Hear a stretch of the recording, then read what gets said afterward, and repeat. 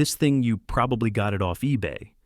Laughter echoed as the older man slowly opened a wooden box, revealing a worn silver medal inside.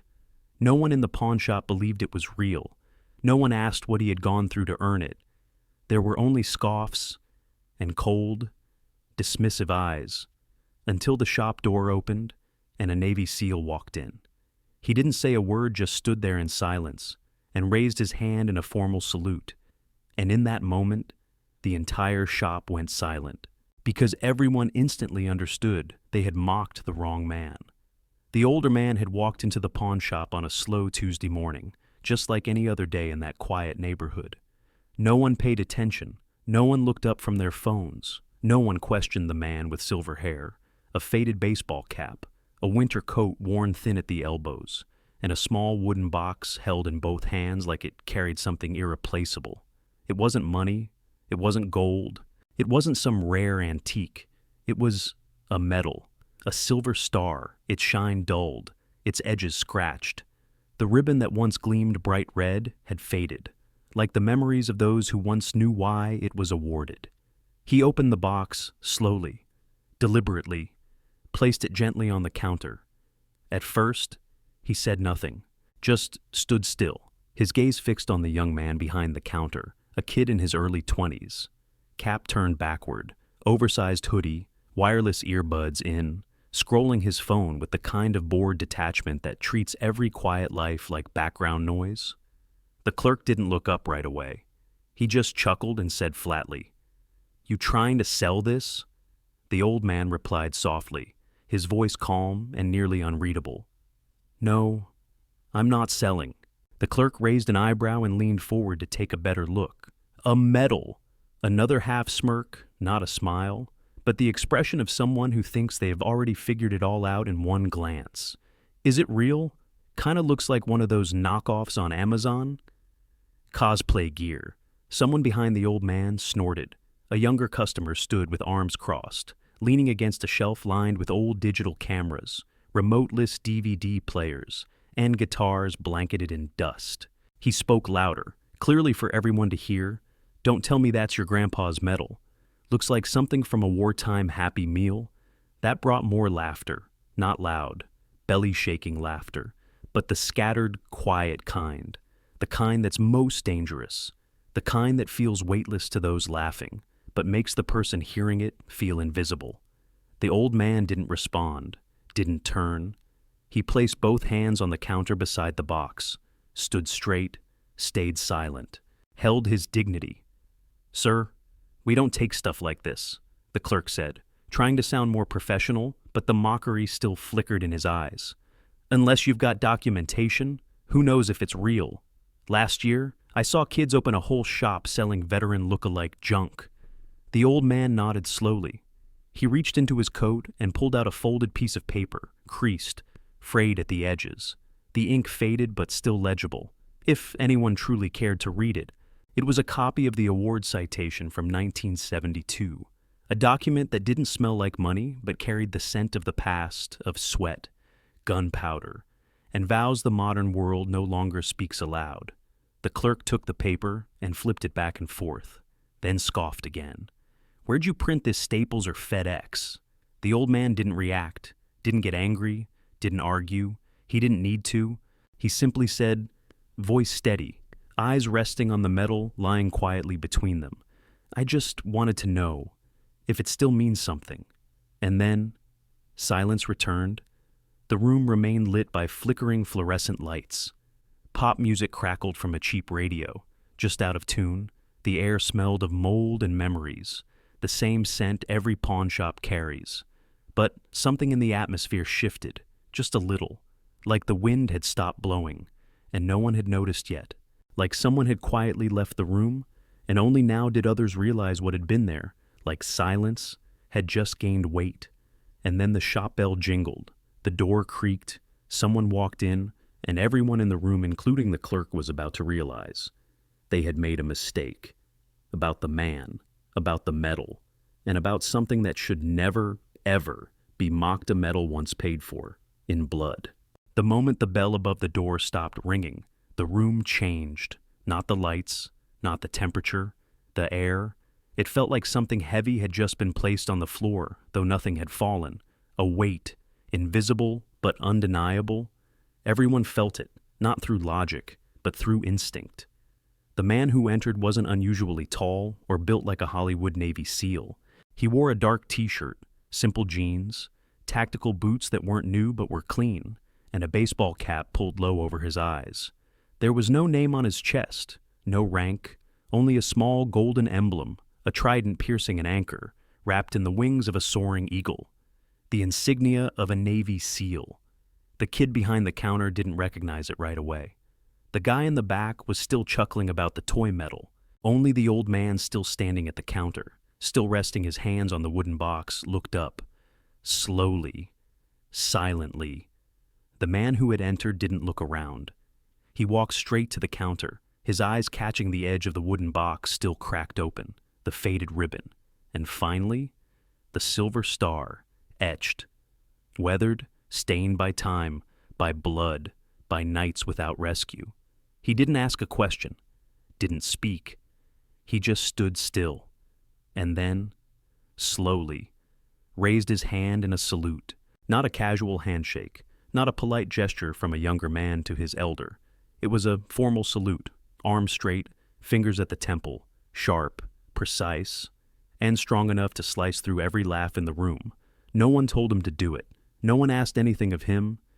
He just stood there, before an old man with silver hair, stiff fingers, and a medal. This room had just been mocked as fake. Then he reached down, quietly, carefully, as if retrieving a piece of memory someone had dropped without realizing it.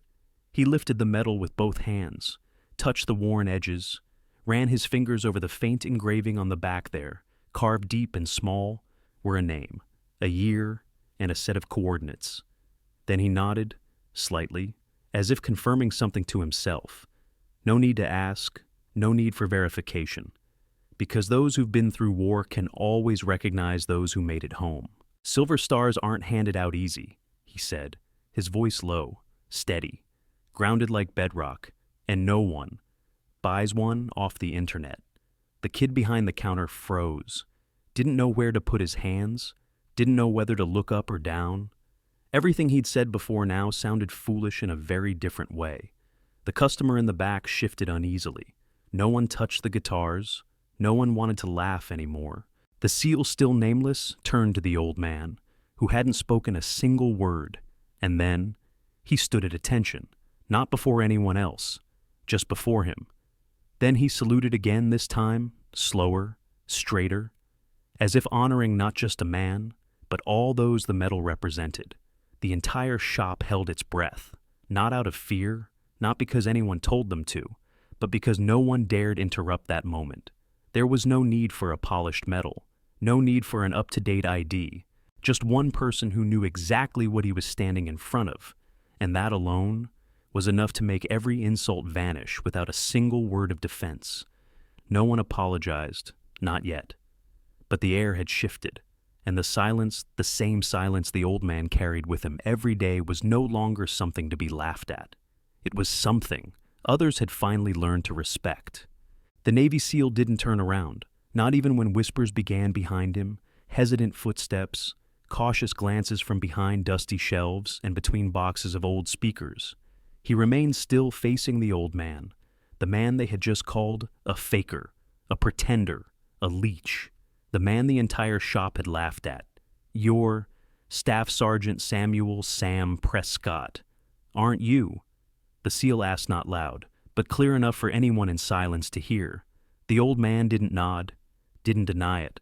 He just exhaled, softly, like that name spoken for the first time in decades had sat too long in his chest, now rising as a sigh delayed for half a lifetime.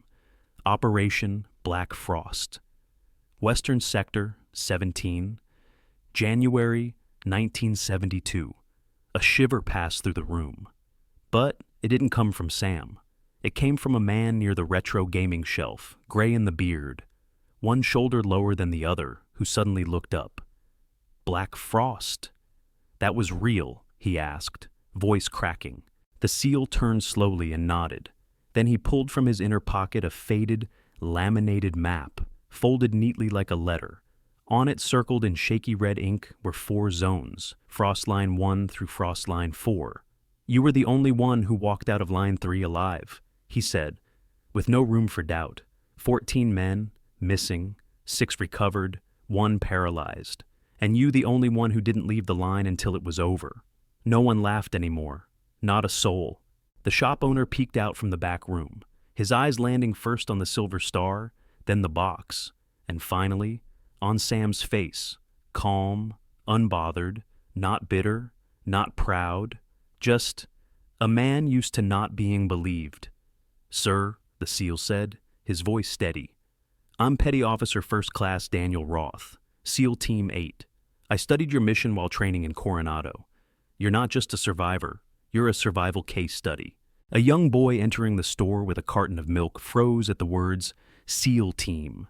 His father, walking in behind him, went still, eyes locked on the scene unfolding. No one gave a cue, but everyone stood straight, quiet, listening. Daniel reached into his wallet and pulled out something small, a black and white photo. 4 men are standing at attention in a jungle. 1 man seated, arm bandaged, still holding his rifle. Scribbled on the back, Frost 3 hour 11, last one out, S. Prescott. He placed the photo beside the silver star. "This shop got it wrong," Daniel said, his eyes now on the young clerk. "Not because he wears a medal, but because both the man and the medal no longer need to prove anything." At the end of the counter, the man who had joked earlier gently set down the guitar. His hands shook, not from fear, but from shame, as if he'd thrown a rock at a grave without knowing whose name was on it. Sam still didn't say a word, but he looked at Daniel with the eyes of a father recognizing a son he'd never met yet knew by blood, not by papers. Daniel bowed his head, slow, deep, and without another word, he stood tall and turned to face the entire room. "The Silver Star," he said clearly, "is only awarded to those who put their life after the lives of others. And if anyone here has ever known what it feels like to carry the names of fallen brothers every night, every morning, for 50 years, then you'd understand. This isn't a medal. It's a sentence of survival." The silence now wasn't empty. It was reverence, quiet, sacred, no soundtrack, no microphone, no applause. Just one thing remained certain. No one would ever dare call him just Eddie again. Daniel Roth remained standing at attention, saying nothing more. But the entire room seemed to hold its breath, as if waiting for something, anything, to acknowledge the mistake that no one had the words to admit. The first to move was the boy, the same child who had walked in earlier with his father. He tugged at his dad's sleeve and whispered, "Dad, is he a hero?" The father didn't answer right away. He just placed his hand on his son's shoulder and slowly nodded.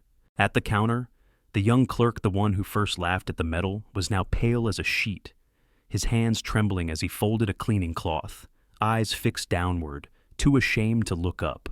Daniel turned his gaze to him, not with anger, but with clarity, and asked, "What's your name?" "Son, C. Connor, sir."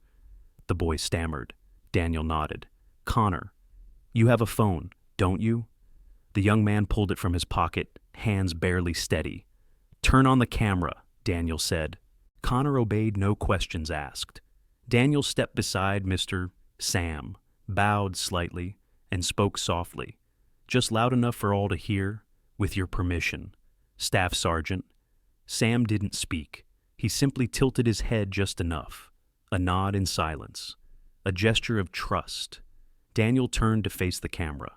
He stood tall, and with a voice firm and unwavering, he began not speaking to the pawn shop, but to everyone who had ever laughed, doubted, or turned their backs on men like Sam.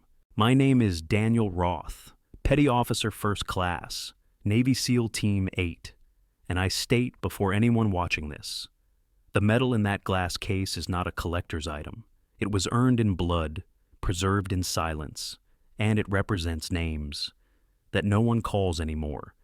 He paused, just for a beat, then walked to the counter, placing his hand gently on the wooden box. This pawn shop once asked him, "How much is this worth?" The answer is, it's worth a generation, an era, a promise that we would never forget. Then Daniel looked directly into the camera. If you ever believed that courage fades with time, if you ever laughed at an old silver medal, if you ever looked at a thin, quiet old man in worn-out clothes and thought, "He's just the past," then this is what I want you to remember. He stood taller, his voice lowering, slower each word carving into the silence like a blade. Their past is the reason you have a future. Connor turned off the camera. The room remained frozen, held not by fear, but by the sheer weight of what was right. No one said a word. Only the sound of Mr. Sam's footsteps echoed quiet, steady as he walked away from the counter, the wooden box still in hand. But this time, no one let him walk alone. Daniel walked beside him. The young boy followed, still gripping his father's hand. Even the man who had mocked him earlier bowed his head and stepped aside. It was just a moment, brief, almost imperceptible, but everyone there knew history had just stepped out of the frame, no longer just an old medal, no longer just a delusional old man, no longer a story long gone. It was real, it was present, and it had just stood up. The video was only 2.5 minutes long, no background music, no effects, no one yelled, no one cried, just the voice of a Navy SEAL and the eyes of an old man once dismissed as just some guy with a toy. And that was enough. It was uploaded to a small veterans forum by an anonymous user, captioned only, "The boy in the video is my grandson, but the man standing silently with the box is an entire generation." Within the hour, it hit Reddit, then Twitter, then Facebook, Instagram, YouTube Shorts, TikTok, and then fire spread. On the east side of the city, a man named Curtis, who once fought in Quezon in 1968, was woken by the endless ping of his phone. Old friends, fellow vets, people from the past all sending the same clip, asking the same question. "That's Sam Jameson, isn't it?"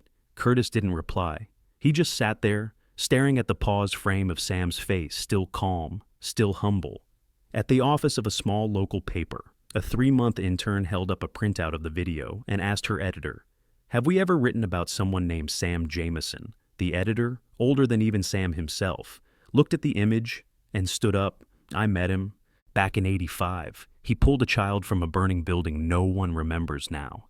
He paused. "We never covered it, but we will now. Around the city." Things began to shift. The pawn shop, the place where it all began, reopened the next day.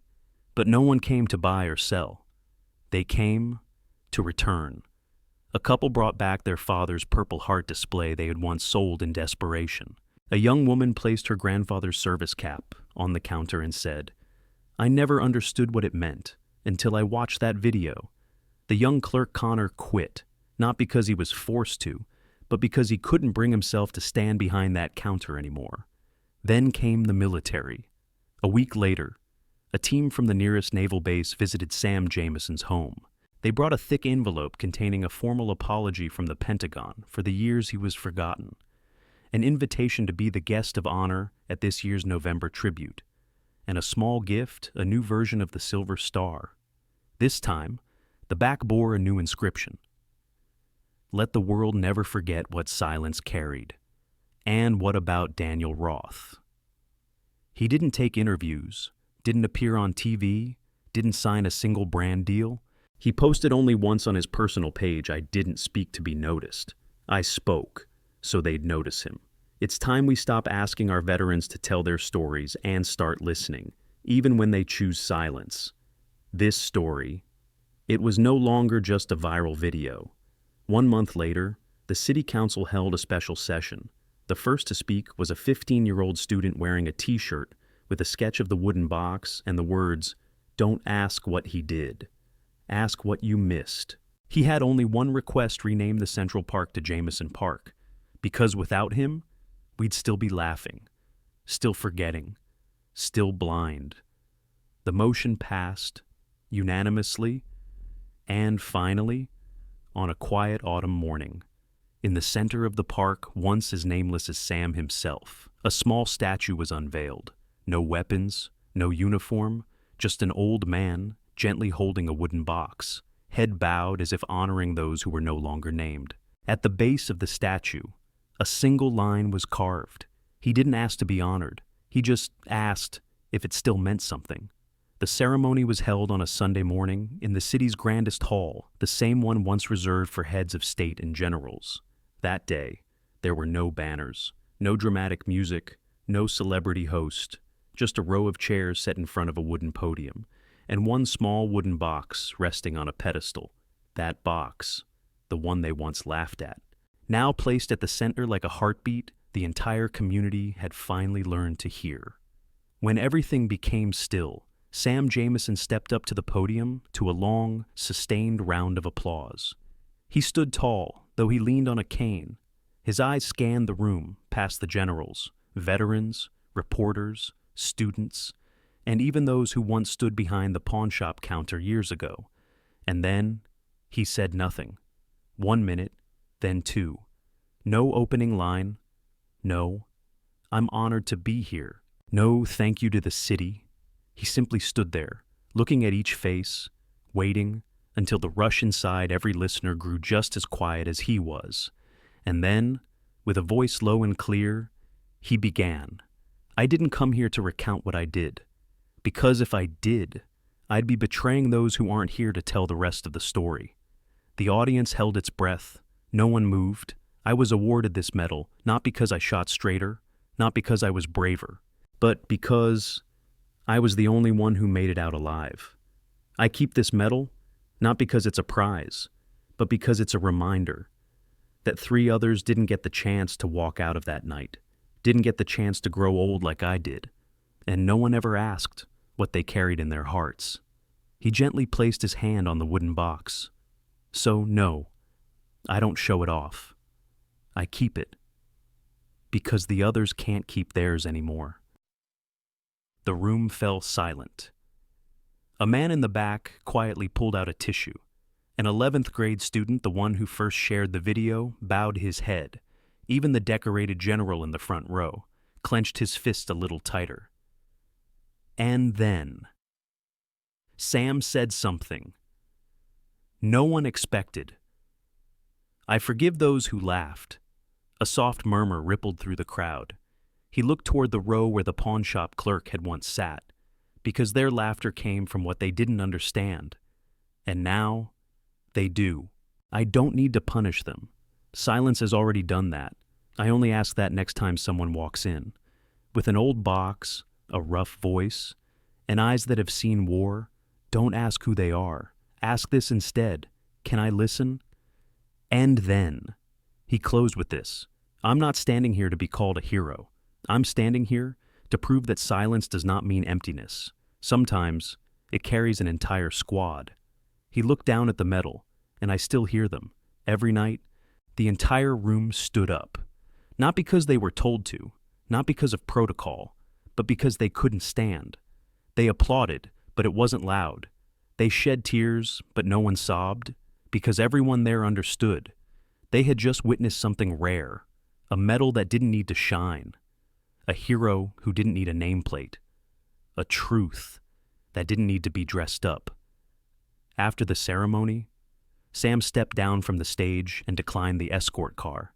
He wanted to walk, wanted to feel the ground beneath his feet like he had during those long marches so many years ago. And they say that night, when he returned home, he opened the wooden box, took out the medal, and placed it beside a black and white photo of the 3 brothers he lost. Beneath it, he wrote a single line by hand. I kept the promise. You can rest now. 3 weeks after the ceremony, Sam Jameson was no longer seen. No one spotted him at the pawn shop. No one saw him at his usual bench in the West Side Park. No status updates and no reports from hospitals or family. No confirmation if he had simply left town or quietly left this world the same way he lived, silent but present. No one has heard from Sam Jameson since. Some say he moved to a northern mountain shelter to help homeless veterans. Others say he passed away in a wooden cabin by the pine forest, with an old radio still tapping Morse code into the night. But to the people in this city, they don't need to find him, because they see him at the entrance of the park, because every single person, child, elder, rookie officer, must walk through the Sam Jameson gate, and they know every time they pass through. They've just entered a park. They're stepping into a promise that the next time they see an old man quietly carrying a wooden box, they won't ask, "Is that thing even real?" They'll ask, "Sir, may I hear your story?" And if this story made you pause for even a few seconds, if it reminded you of someone who once gave everything, but was never truly heard, share this story, because somewhere out there, there are still people like Sam, walking slowly through the world, carrying memories that others have forgotten. And if you believe honor doesn't lie in the metal, but in how we treat the one who wears it, then subscribe to this channel. Together, we'll keep telling the stories. That history should never be forgotten.